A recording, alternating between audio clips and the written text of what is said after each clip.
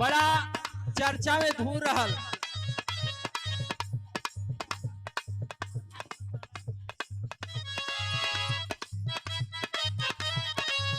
देखा हमरे मास्टर बजौला है,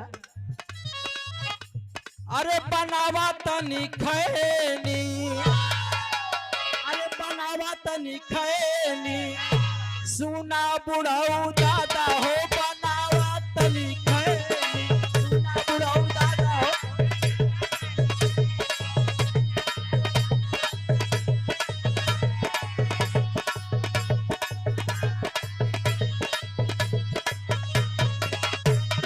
दादा हो बनावा तनी खैनी।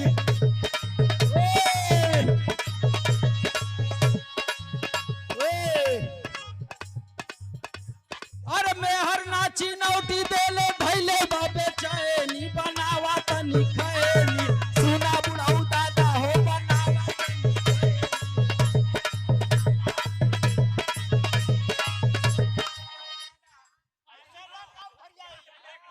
कैसे भैया वीडियो में, यही के वीडियो में एक चलत रहा, लेकिन आप लोग बुरा मत मनिया, ओके हम एक लाइन गाय देते, होली में चलत रहा। हाय देखा देते हुआ गमछा हम कबो बतावा, यही खातिर मेहरारू खातिर के कितना शमशाद महाभारत भयल। हम मेहरारू बन जाए तो का हुई हो।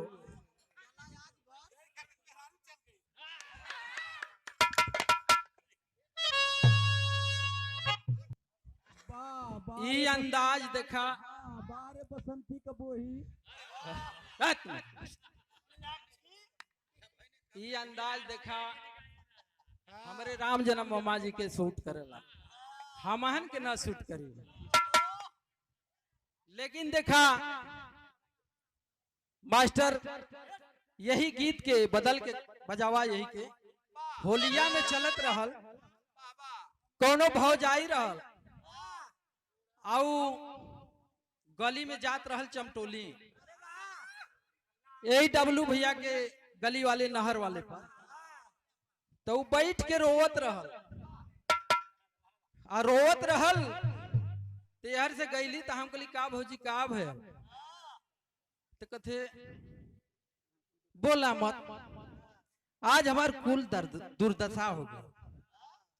कहते कैसे, वही में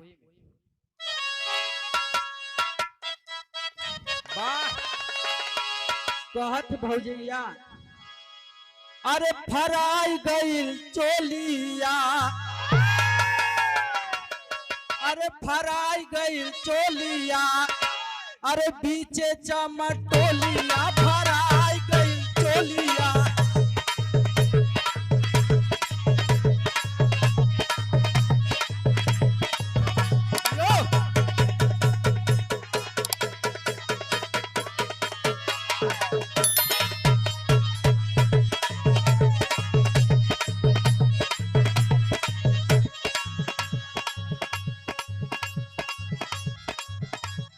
अरे तबले कुछ दूर आगे बढ़ली,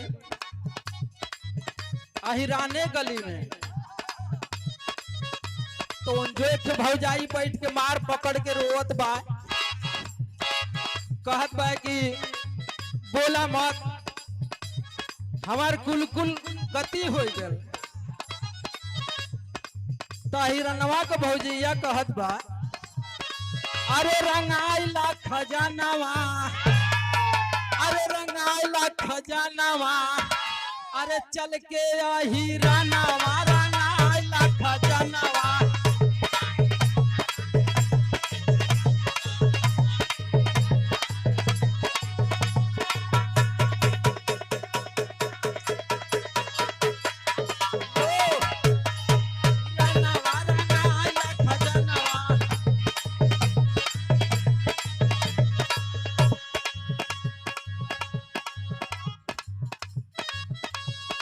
अरे दादा का कहीं मांगा पड़ गईल होलिया, रंगाइले लुचोलिया, चल के चमटोलिया, रंगाइला चोलिया।